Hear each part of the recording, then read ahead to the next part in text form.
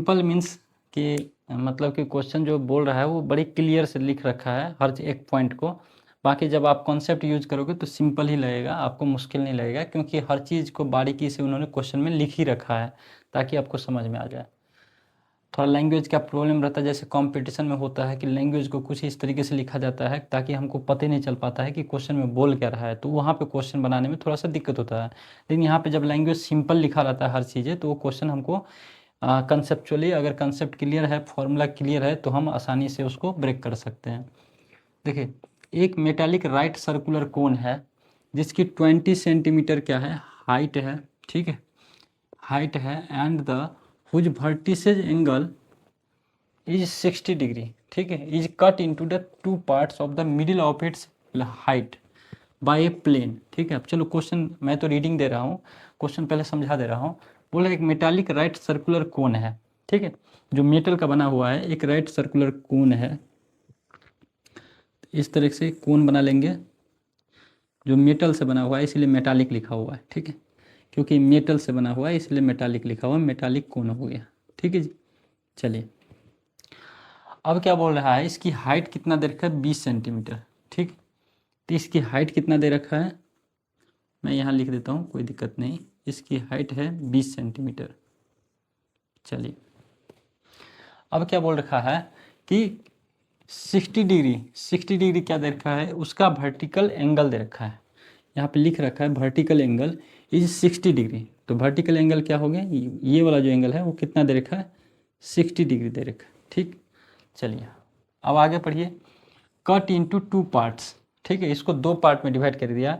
अब इसका डिवाइड दो पार्ट में, एक तो इस तरीके से हो सकता है ना, लेकिन क्वेश्चन में इस तरीके से नहीं दे रखा है। क्वेश्चन में क्या बोल रहा है कि cut part middle of its, इसके बीच में करना है, लेकिन height by the plane of parallel to its base, यहाँ दे रखा है, और यहाँ दे रखा है 2 पॉइंट, पैरेलल, पैरेलल का मतलब समांतर, इट्स बेस और इसके मिड पॉइंट, इसके मिडिल पॉइंट में, ये 3 पॉइंट आपको क्लियर दे रखा है।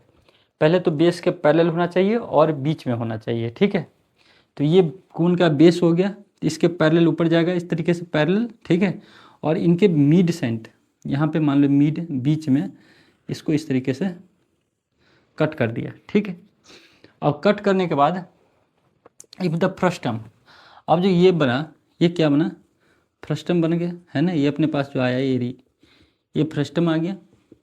चलिए, अब इसको क्या बोल रहा है, अब 10 be drawn into a wire. अब इसको जो भी प्राप्त करके, उसको मेल्ट करके, जो भी होगा, ठीक है, करके प्रोसेस करके उसको एक वायर बनाना है, जिस वायर का डायमीटर कितना होगा, 1/16 सेंटीमीटर, ठीक है। अब एक पतला सा इसको मेल्ट कर देना है, ठीक है। अब मेल्ट करके क्या बनाना है, एक वायर बनाना है, ठीक, एक वायर बनाना है। अब ये वायर बहुत बड़ा बनाने का, हम छोटा सा फिगर द्वारा हम बताना चाह रहे हैं आपको, ये तो काफ़ी बड़ा बनेगा, ठीक है। अब वायर का डायमीटर दे रखा है, इसका जो डायमीटर है ना भाई, ये दे रखा है 1/16 सेंटीमीटर, ठीक, ये डायमीटर दे रखा है। अब मुझे लेंथ ऑफ द वायर पता करना है, इसकी लेंथ कितना होगा इस वायर का, ये पता करना पड़ेगा, ठीक। अब तो भाई इसकी लेंथ कितना होगा, ये वायर का डायमीटर अगर 1/16 सेंटीमीटर है इस वायर का, डायमीटर ऑफ वायर 1/16 सेंटीमीटर, तो लेंथ ऑफ वायर क्या होगा, ठीक है। अब अपने को लेंथ ऑफ वायर पता करना है, तो उसके लिए लेंथ पता करने के लिए इसका वॉल्यूम चाहिए हमको, ठीक है। अब इसकी वॉल्यूम कैसे पता चलेगा, वॉल्यूम तो चाहिए नहीं ना। एक बात बताओ, ये इसमें जितना मास होगा, उस मास को पिघला के ही इस वायर के मास के बराबर होगा, है ना। जितना इसमें मटेरियल यूज होगा, इसी मटेरियल को हम किस में कन्वर्ट कर रहे हैं, वायर में कन्वर्ट कर रहे हैं, तो जितना इसका मटेरियल होगा उतना ही मटेरियल का ये वायर बनेगा। अब डायमीटर दे रखा है, तो अगर इसकी वॉल्यूम पता चल जाए तो उतना ही वॉल्यूम का हमको इसमें मटेरियल यूज होगा, ठीक है जी। तो सबसे पहले तो उसका वॉल्यूम निकाल लीजिए, अगर वॉल्यूम निकल गया तो इसके लिए भी यही वॉल्यूम हो जाएगा, तो हमको लेंथ निकल जाएगा, ठीक है। चलिए देखिए किस तरीके से, तो सबसे पहले क्या लिखेंगे, वॉल्यूम ऑफ फ्रस्टम, ठीक है। वॉल्यूम ऑफ फ्रस्टम के लिए हमारे पास रेडियस है क्या, एक चीज़ नहीं है, यहाँ से यहाँ रेडियस R1 वो मिसिंग है, और ये रेडियस R2 ये भी मिसिंग है। अब भाई R1 R2 आएगा कैसे, तो देखिए अगर यहाँ से हम एक परपेंडिकुलर ड्रॉ करें मिड पॉइंट, तो देखो यहाँ से अगर मैं देखूँ तो एक ट्रेंगल नज़र आएगा इस तरीके से। अगर मैं इसका नाम ए दूँ, इसका नाम बी दूँ, इसका नाम सी दे, तो एक राइट एंगल ट्रेंगल दिखाई देगा कि नहीं दिखाई देगा? ये अपने को राइट एंगल ट्रेंगल दिखाई देगा। अब यहाँ पे ट्रिग्नोमेट्री हम यूज कर सकते हैं। ये राइट एंगल है तो 10, ये कितना 60 डिग्री टोटल था, तो हाफ हाफ करेंगे कितना बचेगा 30 डिग्री, और ये भी 30 डिग्री। तो 10 30 बराबर क्या लिखेंगे हम, इसके सामने वाला साइड परपेंडिकुलर हो गया तो R1 परपेंडिकुलर हो गया, इसकी लेंथ R1 एज्यूम कर रहे हैं रेडियस, और इसकी हाइट कितना है। अब देखो यहाँ से यहाँ तक 20 है, इसका मिड पॉइंट है, तो ये यहाँ से यहाँ तक कितना हो जाएगा 10, और ये यहाँ से यहाँ तक कितना 10, ठीक 10 सेंटीमीटर, ये 10 सेंटीमीटर ये, ठीक है भाई। तो ये कितना हो जाएगा, इसकी लेंथ यहाँ से यहाँ 10 सेंटीमीटर, और रेडियस कितना R1, तो R1 अपन कितना आ गया 10, ठीक। 10 30 का वैल्यू कितना होता है 1/√3 बराबर कितना R1 अपन का 10। अगर मुझे R1 चाहिए तो क्या लिखूँगा 10 अपन का √3, ठीक है।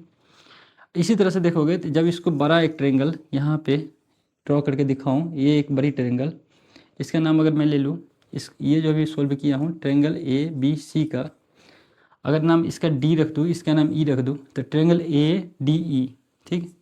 कौन सा राइट एंगल ट्रेंगल ADE। अब इसमें इस एंगल के सामने वाला साइड क्या होता है परपेंडिकुलर होता है, लेकिन एंगल तो इसका भी 30 डिग्री ही रहना है, तो 10 30 बराबर क्या लिखोगे आप 10 30 बराबर R2 अपन का कितना बेस कितना हो जाएगा इसका। अब इसका बेस यहाँ से यहाँ तक 20 है, तो कितना आ जाएगा 20। 10 30 का वैल्यू 1/√3 बराबर कितना R2 अपन का 20, तो R2 का वैल्यू कितना आ जाएगा 20 अपन का √3। अब देखिए अपने पास R1 R2 दोनों आ गया, ठीक है जी। तो चलिए यहाँ पे रखिए 1/3 फॉर्मूला पाई R1 के स्क्वायर प्लस R2 के square plus R1 into R2 into H, ठीक। चलिए 1/3 पाई का मान 22/7, R1 कितना आया अपने पास 10 अपन का √3, 10 अपन का √3 का स्क्वायर।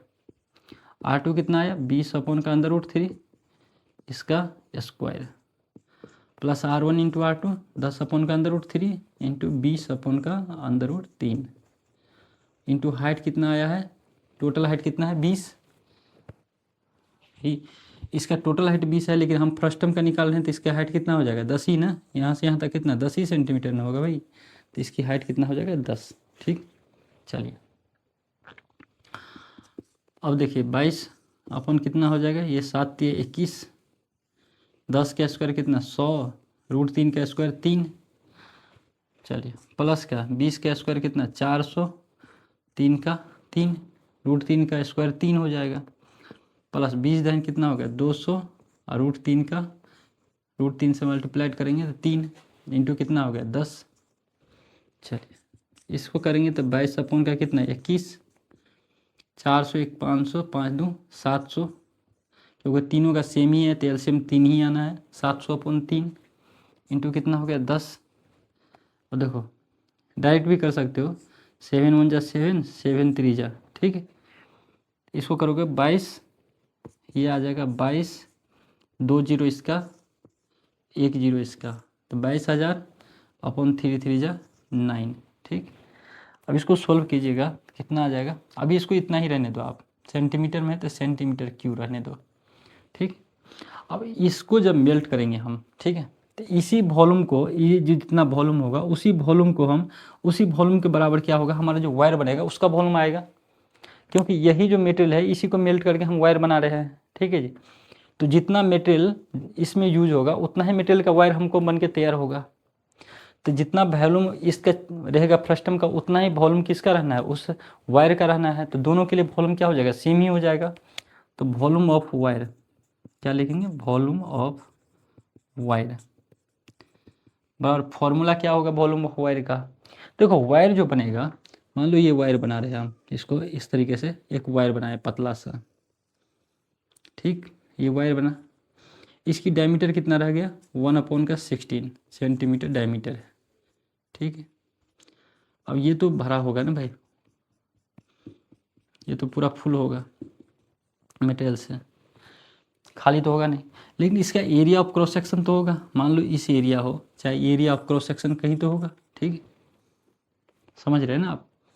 अब एरिया ऑफ क्रॉस सेक्शन होगा तो ये सर्कुलर होगा, ठीक, तो सर्कुलर होगा तो इसका एरिया निकाल ले, सर्कल का एरिया निकाल ले, पाई आर स्क्वायर, ठीक है, और इसकी लेंथ से मल्टीप्लाइड कर दे, ठीक है, तो इसकी टोटल वॉल्यूम आ जाएगा कि नहीं आ जाएगा, बताओ टोटल कितना वॉल्यूम है वो आ जाएगा। और यही पाई आर स्क्वायर इंटू एल जो है वो किसका मान है, 22,000/9, ठीक है। तो मतलब ले वॉल्यूम ऑफ वायर क्या लिखेंगे हम, मतलब एक तरह समझो ना सिलेंडर हो जाएगा, वॉल्यूम वायर कैसा दिखाई देगा, सिलिंड्रिकल होगा, पतला सा होगा लेकिन सिलिंड्रिकल ही होगा ना, सिलेंडर के फॉर्म में होगा। सिलेंडर का फॉर्मूला क्या होता है, पाई आर स्क्वायर एच। यहाँ लेंथ ऑफ द वायर पूछा है तो हाइट की जगह पर हम क्या कंसीडर कर रहे हैं, एल, तो क्या हो जाएगा पाई आर स्क्वायर एल, ठीक। और डायमीटर कितना दे रखा वायर का, 1/16, तो रेडियस कितना हो जाएगा, 1/16 का हाफ कितना, 32, 1/16 का आधा 1/32, ठीक है, ये रेडियस आ गया। अब वॉल्यूम ऑफ द वायर कितना आ गया, 22,000/9 इंटू पाई, पाई का मान पाई रख दो, ठीक। तो हम यहाँ पे फालतू का काट दिए, इधर से हमको डायरेक्ट पाई का मान कैंसिल आउट हो जाता है। चलिए अब रख दिए हैं तो आर का स्क्वायर कितना हो गया, आर कितना है अपने पास 1/32, 1/32 का स्क्वायर इंटू एल निकालना है तो एल हो गया। अब 22,000/9 पाई इंटू 1/32 कितना हो गया, 1/1034, 32 का स्क्वायर 1024 होता है इंटू एल, ठीक। अब इसको सोल्व कीजिए, 22,000,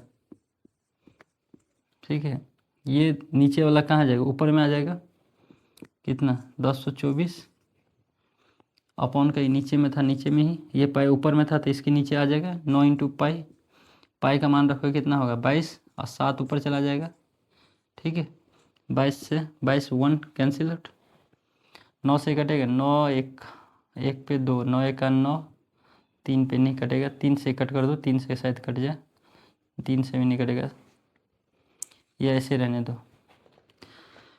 ये कितना मल्टीपल करो, किसी से कटेगा नहीं कटेगा, नहीं कटेगा, कर दो मल्टीपल ही कर दो, 7 चौका 28, 7 दूने 14, 2 16, 7 0 0 1, 7 1 7, ठीक है, 7 चौका 28 के 8, 7 दूने 14, 2 16, 7 0 1, 7 1 7, ये 3 0 इसका है तो 3 0 यहाँ पे बैठ जाएगा, 9 से आप डिवाइड कर दो, ठीक है जी।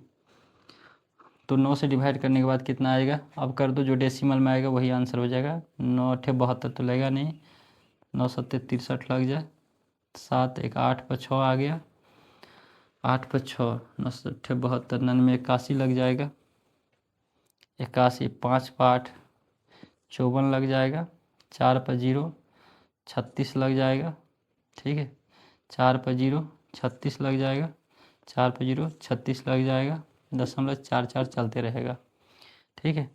तो ये जो 79644 ये कितना आया, 79644 सेंटीमीटर क्या आ रहा है, क्यू में आ रहा है, ठीक। Find the length of the wire, यही देखिए आपका आंसर जो है बुक में मीटर में आंसर है, ठीक है जी। तो मीटर में अपने को पता है 1 मीटर में कितने सेंटीमीटर होता है जी, क्यू नहीं आएगा सॉरी, ये जो है ना ये सेंटीमीटर में आएगा, ठीक है, ये वॉल्यूम नहीं है, लेंथ है, लेंथ आया अपने पास सेंटीमीटर में आया है। अब इसी को मीटर में बनाएंगे तो 1 मीटर में 100 सेंटीमीटर होता है, तो 100 से डिवाइड कर दो, ठीक है, तो ये कितना आ जाएगा 7964, क्योंकि 2 डेसिमल यहाँ पे था तो 2 डिजिट के बाद डेसिमल यहाँ पे आ जाएगा, 6.44 मीटर आंसर आ जाएगा। चलिए भाई देखिए इस क्वेश्चन को, क्वेश्चन में क्या बोल रहा है, a fez the cap used by the Turk, ठीक है, क्या बोल रहा है, एक फेज जो कैप है, ठीक है, जो तुर्की जो लोग होते थे ना वो मोस्टली ज़्यादातर यूज करते थे इस कैप का, ठीक है, जिसे हम फेज के नाम से जानते हैं। अब वो कैसा शेप दिखता है, वो फ्रस्टम की तरह दिखता है, ठीक। आपने देखा होगा कितने सारे फिल्म भी है, फिल्म उसमें दिखाया गया है, एक टोपी रहता है इस तरह का, ठीक है, इस तरीके का कैप होता है और ये ऊपर से क्लोज रहता है, ठीक है, ऊपर से क्लोज रहेगा और इसमें सर ढुका के इस तरीके से पहनना रहता है, ठीक है भाई। चलो, ये मोस्टली बड़े बड़े टोपी रहते हैं, इस तरह से दिखाई देते रहते हैं, फिल्म में देखा होगा आपने बहुत जगह। चलिए, ऑफ है cone if its radius on the open side is 10 centimetre, ठीक है। अब इसमें एक साइड तो क्लोज रहेगा, है ना, एक साइड क्या होगा जिससे हम टोपी पहनेंगे वो तो ओपन रहेगा ना, ठीक है भाई। तो ओपन रहेगा, उसका रेडियस बोल रहा है, जो साइड ओपन है ना उसका रेडियस कितना दे रखा है क्वेश्चन में, रेडियस है 10 सेंटीमीटर, ठीक है जी। इसकी रेडियस है यहाँ से यहाँ तक 10 सेंटीमीटर। चलिए, radius at the upper base is 4 centimetre. अब जो ऊपर का बेस का जो रेडियस है ना उसका कितना दे रखा है, 4 सेंटीमीटर, ठीक है। Radius at the upper base is 4 centimetre, ऊपर वाला रेडियस 4 सेंटीमीटर और नीचे वाला जो रेडियस है वो 10 सेंटीमीटर दे रखा है क्वेश्चन में, जो ओपन साइड है। And it's slant head is 15 centimetre, और इसकी स्लैंट हेड कितना दे रखा है भाई, 15 सेंटीमीटर, ठीक। Find the area of material used for making it, ठीक है। अब इस टोपी को बनाने में हमको कितनी एरिया मतलब कितना क्या बोल रहा है मटेरियल यूज होगा, ठीक है। अब इस कैप को बनाने में कितनी मटेरियल मुझे यूज होगा उसका मुझे क्या निकालना है, एरिया निकालना है भाई, ठीक है। तो अपने को कितना मटेरियल यूज होगा वो तो सरफेस एरिया से पता चलेगा ना जी। सरफेस एरिया निकालेंगे तभी तो पता चलेगा कितना अपने को मटेरियल यूज होगा। सिंपल सी बात है, एक शर्ट बनवाना है, और शर्ट के लिए कितनी सरफेस एरिया चाहिए मेरे बॉडी का, उसके अकॉर्डिंग ही कपड़ा लगेगा, ठीक है। अब वो तो थोड़ा ढीला ढाला है तो उसके अकॉर्डिंग एडजस्ट हो जाएगा, लेकिन ये कैप है, कैप को उस तरीके से अपना बना रखा है कि हमको बोल रहा है 10 सेंटीमीटर जो ओपन साइड का रेडियस है वो चाहिए, ठीक है, जिससे अपना सिर में ढुकाएंगे, सिर में कैप पहनेंगे, ठीक है जी। और ऊपर जो क्लोज रहेगा उसका रेडियस होना चाहिए 4 सेंटीमीटर, ठीक है, और स्लैंट हेड होना चाहिए 15 सेंटीमीटर। ये मैंने डायमेंशन दे रखा है। अब मुझे टोटल कपड़ा कितना लगेगा इस तरीके कैप बनाने में ये मुझे बता दो, ठीक है। तो हम क्या बोलेंगे, चलो भाई ठीक है, तो हम क्या लिखेंगे, surface area of material, surface area of required material लिख लो, required material used for making it, ठीक, लिख दिए।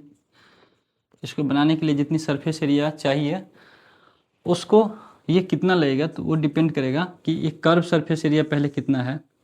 पहले तो ये कर्व सरफेस एरिया क्या हो जाएगा, curve surface area of frustum, ठीक है, क्योंकि ये शेप जो है कैसा है फ्रस्टम का।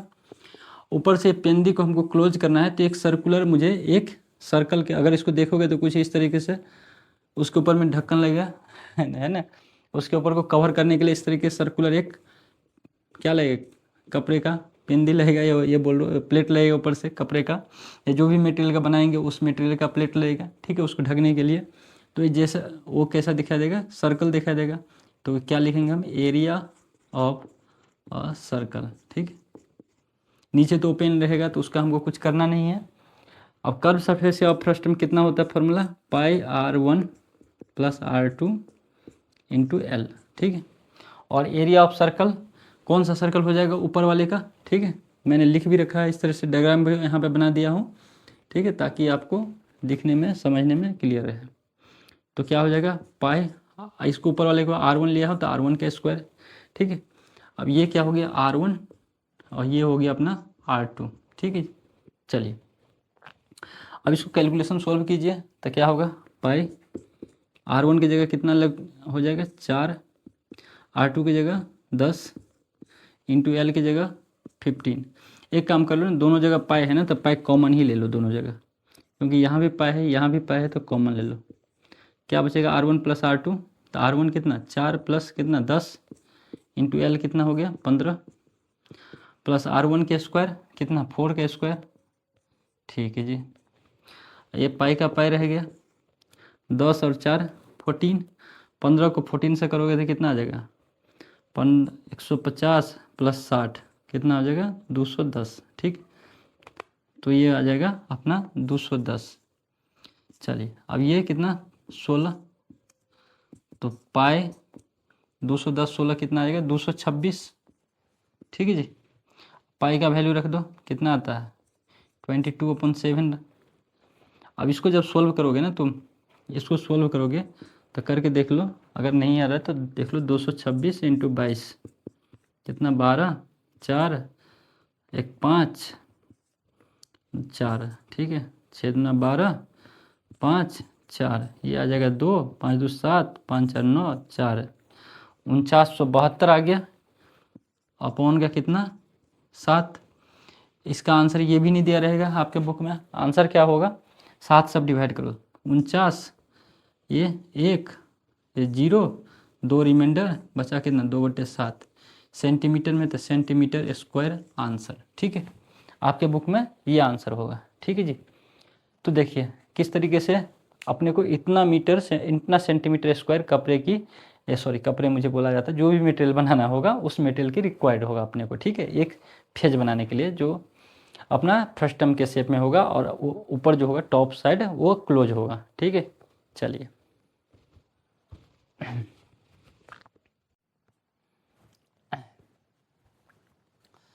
देखिए भाई ये दूसरा क्वेश्चन है, और चलिए इस क्वेश्चन को ज़रा सोल्व करते हैं। सबसे पहले हम ट्राई करते हैं कि क्वेश्चन बोल क्या रहा है।